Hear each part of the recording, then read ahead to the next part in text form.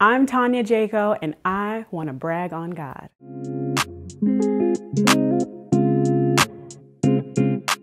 And we're going to be here all day.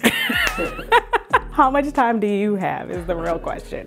So growing up, my family's pretty close, pretty interactive, but we've experienced, like any other family, ups and downs, trials and tribulations. And about 15 years ago, we lost my brother to cancer.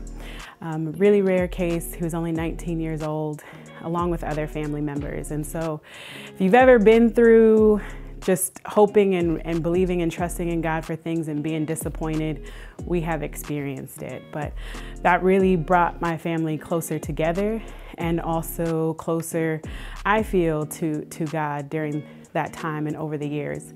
So I know and have come to learn God as a God that will keep you, a God that will provide, a God that will give you peace that you don't even understand. So much peace that I'm like, am I tripping? Is something wrong with me?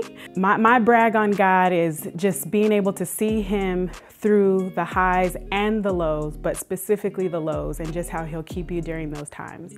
It leaves you wondering why and how, and what's my purpose and how do I keep going?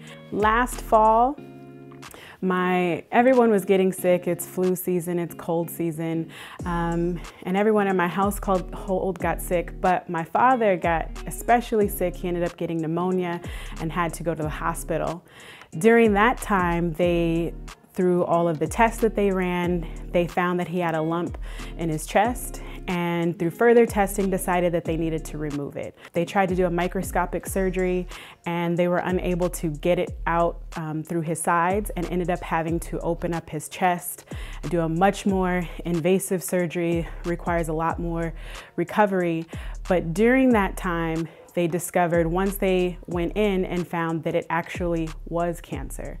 Now, praise God, it was early enough. I know that it was extremely difficult for my family to just even go through that because of the loss and the devastation that we had experienced before.